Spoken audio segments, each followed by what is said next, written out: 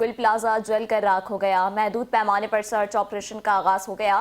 آتش زدگی کے باعث عمارت مکمل طور پر مخدوش ہو گئی ہے۔ ریسکیو کی جانب سے ملبہ ہٹانے کا کام جاری ہے۔ مزید جانتے ہیں نمائندہ 5 نیوز البرگ مہک سے۔ جی البرگ بتائیے گا۔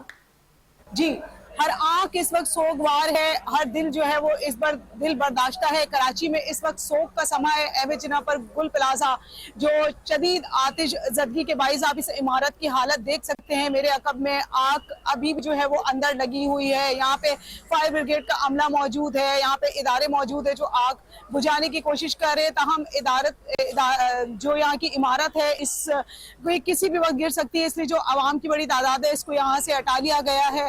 یہاں پہ ہماری لواحقین کے حوالے سے بھی بات ہوئی، وہ بھی ابھی اپنے پیاروں کے لیے یہاں پہ موجود ہیں۔ ان کے یہی ہے کہ کوئی اللہ تعالیٰ کوئی معجزہ دکھا دے اور وہ اپنے پیاروں کو ایک دفعہ پھر دیکھ سکے۔ یہ جو اس وقت ہم ایز لائیو بھی کر رہے ہیں، آپ کو تمام تفصیلات بھی بتا رہے ہیں، ہمارے لیے بھی خود یہ سب دیکھنا اور یہ سب کچھ آپ کو بتانا بڑا مشکل ہو رہا ہے، کیونکہ یہاں پر ابھی اس وقت سوگ کا بھی سماں ہے، تاہم یہاں پہ ریسکیو کی طرف سے آپریشن مستقل طور پہ جاری ہے۔ عمارت کی حالت ایسی ہے کہ ابھی اندر جانا کسی بھی طریقے سے سیف نہیں ہوگا، لیکن پھر بھی کوشش کی جا رہی ہے کہ جو لوگ اندر موجود ہیں یا جو لوگ پھنسے ہوئے تھے کسی طریقے سے اندر جایا جائے، دیکھا جائے۔ اگر ہم بات کریں لاشوں کے حوالے سے تو 14 لاشیں یہاں پر نکال لی گئی ہیں۔ کچھ ایسے بھی لوگ تھے جن کے جسم کے اجزاء ملے ہیں، تاہم ان کی جو ہے وہ شناخت ممکن نہیں ہو سکی ہے۔